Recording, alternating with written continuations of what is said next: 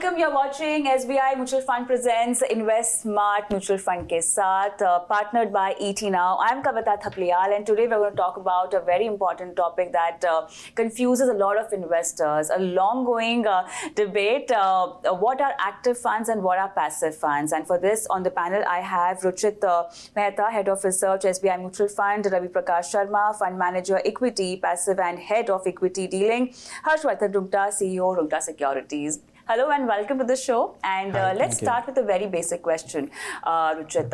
What exactly are active funds and what are passive funds? Okay, so let's answer in the reverse order, right? So a passive fund is one where the objective of the fund is to really deliver performance which is exactly in line with what the index is. So when you look at a passive fund, the investments into the various securities or the stocks is exactly as it per in an index. So let's say you take the Nifty 50 as an example. If the Nifty 50 is comprised of 50 stocks in a particular percentage, an index fund will have the exact same securities in the exact same percentages. That's there. What it essentially, the core objective of a passive fund is to give you the return of the index, right, at a lower cost. An active fund is actually the opposite side of it. The idea of an active fund is to beat the index, is to beat the benchmark. Right. And the fund manager will do that essentially by taking what is called as an active call, which means they're taking a view on a particular stock and saying that, look, I like this stock or this company more than the other company, and therefore I'm going to buy more than the benchmark weight for this company and buy less than the benchmark weight of the other company, or not buy it at all. But therefore he's taking a call that one company will do better than the other. Right. In a passive fund, you're just saying that, look, I will give you exactly the same return as the index. So that's the key difference between an active and a passive fund. So you're saying that passive is less risky? I wouldn't call it less risky. What a passive fund is designed to do is to give you the return of the index, without taking a call on any company doing better or worse. If that means less risky, then yes, it is less risky than an active fund. All right. We'll come to the aspect where we'll try and understand that what kind of investor should be going for a passive strategy. But then, Ravi, let's talk about an international trend in passive funds, because there it's big internationally. Okay, in India, now that it's not catching up, but then the awareness is still at a very nascent stage, and which is why we are doing this particular show as well. But then, help me understand that what is so big about a passive strategy and passive funds internationally, and how are we catching up with that? So, as you said earlier, this debate between active versus passive is almost like kind of going on from a decade or more. And as we stand today, internationally, passives, I mean, it may not be right to say it is better, but definitely passives have won in terms of the flow. I mean, if you just see the numbers internationally, more and more incremental funds, whatever are coming into mutual funds, are being directed towards passive. In fact, we've been seeing outflows from the actively managed funds. So now the biggest question is why? Why this is happening, right? The most important reason is the return differential between an active and a passive fund. Now, as Ruchit said, passive funds are designed to deliver or give returns that closely represent the index. Active fund, as the word stands active, the fund manager will try and take active calls, right? While doing that, the fund manager is taking a risk in terms of stock selection, in terms of the sector selection, being overweight, underweight. Historically, what has happened, what evidence suggests, for more and more number of funds, the large cap funds especially, in the entire universe of mutual funds, what they have seen is at least 65-70% of the funds have underperformed the indices. This is what I'm talking about, the international fund. Coming to India, recently S&P indices, they came out with a report. For calendar year 2022, for Indian universe, I mean, can you guess a number? I mean, what would it have been? 88% of the large cap funds that have benchmarked to BSE 100 have underperformed. Now, that's a big number, right? And if you go down the line, 3 years, 5 years, that number goes to 90% plus, which is a huge number. So for an investor, I mean, end of the day, the objective is to invest into markets, to get market returns, but to beat the benchmark as well, right? But incrementally, if you keep on seeing that I'm not even able to get the benchmark returns, the next question comes, why to go for active? Right. So that's the reason why it's driving internationally. More and more flows are driving towards the passive, and same will be the case with India as well. But then Harsh, one thing that we can also look at, and in continuation with what just Ravi answered, internationally markets are much more mature when it comes as compared to India, obviously. Over here, our fund managers, especially active fund managers, have this opportunity to strategize, their expertise, the alpha that we talk about. There is still a lot of scope. Apart from that, or even despite that, we are seeing that there is rising interest in passive funds. How is our market differently placed when it comes to active and passive strategy as compared to what Ravi just explained internationally? If you're talking about large caps, the SEBI definition of large cap is top 100 companies. So the universe to invest for a fund manager is essentially out of those 100 companies. Totally, yeah. So it's going to reflect, and it's going to basically be a market, index hugging portfolio kind of a thing, even in an active portfolio. So what is the scope that that a fund manager has to generate that additional alpha? When you look at mid-cap segments, then in that case, so mid-cap, the definition is 150 stocks. Okay, and then again, there is some scope for a fund manager to generate alpha. You go to the small cap, so all companies beyond 250 are defined as small caps. So the universe is really large. Right. So your question is, so how are we going to go ahead looking from here, and how are our markets different? So well, the essence is going to be the information dissemination. So in the mature markets, when you say the internationally the markets are mature, I mean the information dissemination is through and through. I mean it's virtually everybody gets it at the same time. Okay, so how does one fund manager take advantage of that information over the other when it's coming to everybody at one time? In India, still there is some gap over there. Right. Okay, so there is, that if you can get that bit of development that is happening somewhere in advance, or you can anticipate it, then probably you'll take advantage of that information or that development that is happening. So, well, yes, we are heading towards a developed and a matured market, but there is still some area left where a fund manager probably could take advantage. However, having said that, that is more relevant to which segment are you talking about? Right. So as I said, large cap, the potential is very narrow, very less. In mid cap, it's a little more, and a small cap is even larger. So for an investor, how should you look at it? Yeah. If I am looking to allocate towards large cap, probably I'll look at index, the passive funds. If I'm looking at mid cap and small cap, probably I would like to look at the active strategy. And this can be constant for a individual's portfolio. This can also change as per market cycles. Yeah, definitely. It's up to the individual, his investment horizon, his strategy. Yeah. Like passives, you can, like what he said, you have a core portfolio, which can be like constructed using a passive fund. Across that core portfolio, you use satellites, which are your actively managed funds, maybe a mid, a small, or maybe a multi-cap fund, which will help you generate that extra alpha. And whereas your large cap portfolio keeps on giving you the market return at a lower cost. You really can't have a passive strategy in mid cap and small cap, right? Well, a lot of fund houses have done that. They've launched passive strategies on the mid and small cap side as well. Okay. But I think, as Harsh has mentioned also, right, what happens on the mid and the small cap side is that the information research capabilities are much higher on the mid and small cap side, because this is the large number of companies. Exactly. Right? Yeah. When you look at the large cap companies, and it's interesting if you look at some of the data providers, Infosys or Reliance, the top large cap companies, well-known famous companies in India, you would have almost 40-50 analysts tracking that one single company. Now, when 50 people are closely monitoring a company, right, the ability of any one single individual to have a better analysis, it drops dramatically. But when you come to the mid and small cap segment, right, you probably have 5 or 6 people looking at a company closely. In many cases, we have found that people have just not looked at a company because either it's too small, either it's too niche, or it just didn't pop up in anybody's radar. So therefore, there is that opportunity to create significant alpha by putting in a lot of research efforts beyond the mid and small cap space. So yes, there are index funds in the small cap and mid cap segment, but I would reckon that you will generate over a longer period of time better alpha by being in the mid and small cap space. Right. So would you recommend passive strategy for someone who's just beginning the investment journey? Is that the right approach? And also, what is more cost effective? Active strategy or passive strategy? Okay, so your first question, what would we recommend to a newcomer? Yeah. Okay, somebody who's getting into the equity markets for the first time. For the first time. So what are the thoughts in that individual's mind? So first is equity markets I don't understand. Right. Okay. Secondly, what will be the kind of returns that I will generate from equity as a market? I mean, equity as an investment. The third question says that if I'm betting my money, on a particular fund manager, what is the likelihood of him or her outperforming the market? So there are three variables, there are three moving parts, and I don't have answers to any.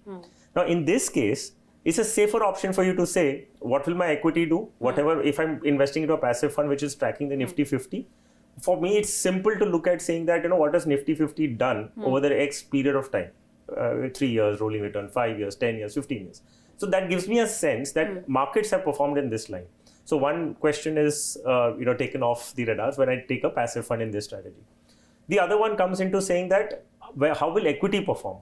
Okay, that I said that it kind of answers. It gives me visibility to say that, okay, this is what I'm expecting. And, what will happen to the index will happen to me. So I'm not going to be the one. I'm going to be singled out.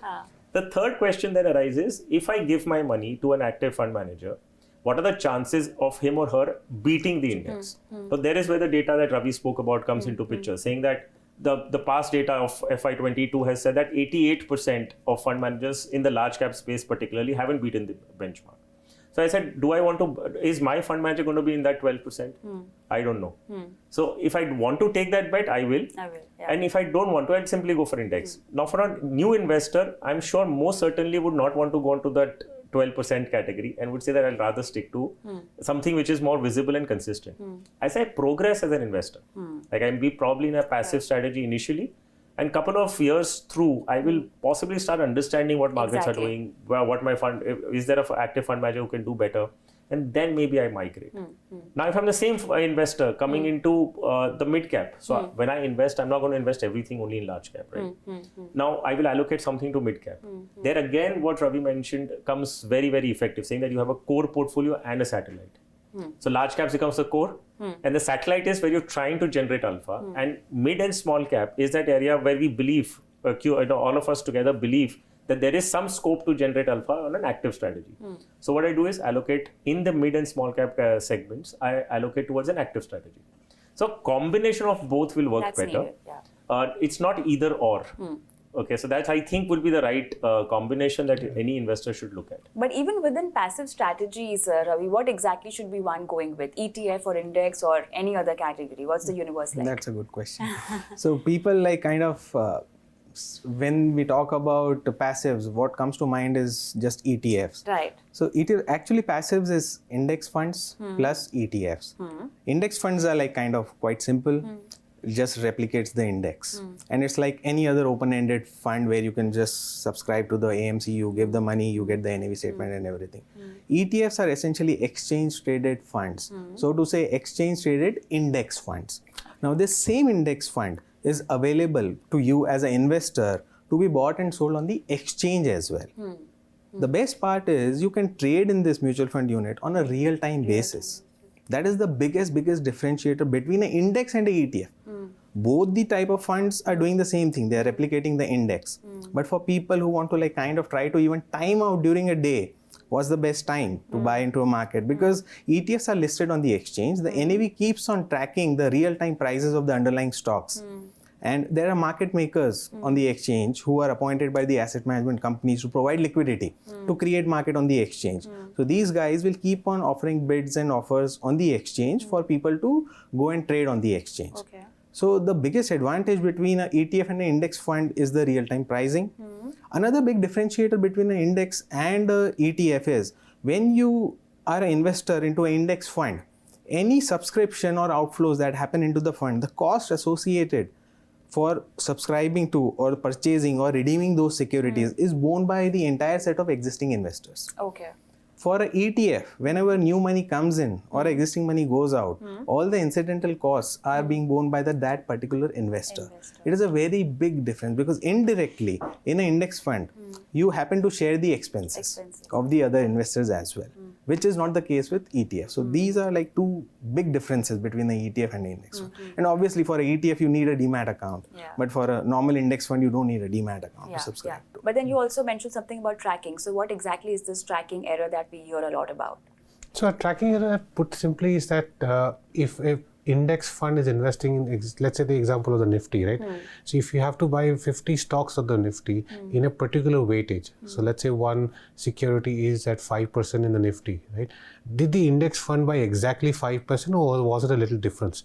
Now at times, because of the movement of stock prices, because of cash flow movements, because of certain expenses, you are never always exactly at 5%. You are a slightly little less than 5%, sometimes slightly higher than 5%. So this slight difference between the index fund and the index itself is called as a tracking error. A good index fund will try and lower that tracking error to the minimal level possible that's there. That's where the skill of an index fund manager is, that how close are you to mimicking the index's performance given all the various constraints of cash flows, the need to buy and sell securities based on how the money is flowing, the transaction cost, market timing, etc.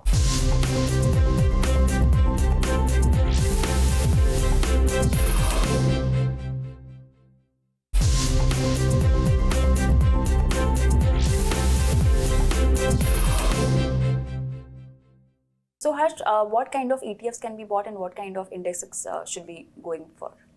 Oh, well, I think for a layman investor, I think that's the person you're talking about. Yeah, right? yeah, totally. I mean, for a layman investor, look at indexes that you can track yourself. Okay, so if I talk about a Nifty 50 or a Sensex 30, I mean, these numbers are going to be flashed on your mobile screen, as a push notification by some or the other mobile app. So these are the indexes that you can track. How simple it can be, like, if you've invested in a Sensex 30, for example, or Nifty 50, and markets have gone up by, say, a percentage point today, your funds have done 1% higher. It's as simple as that.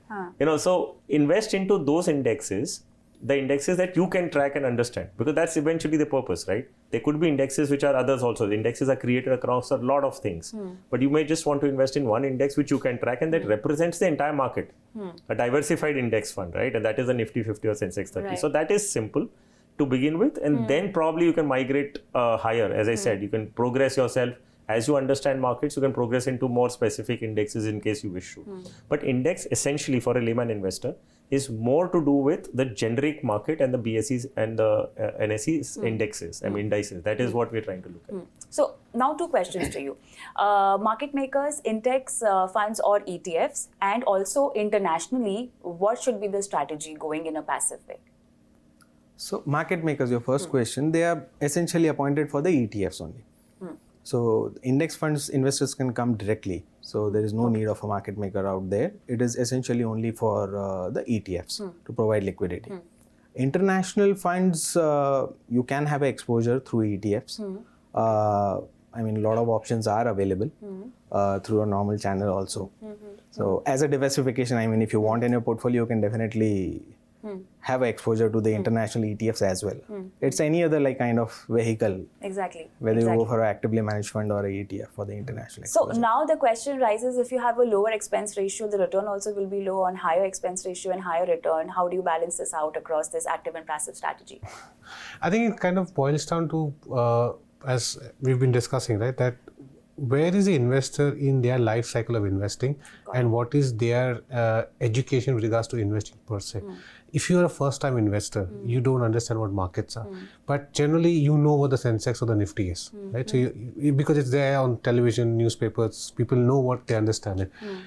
Then you should actually look at passives as part of your investment strategy. We always tell investors, if you're a first-time investor in equities or into mutual funds itself, then you should probably start yourself with from debt products to conservative hybrids and then scale the ladder towards a pure equity fund.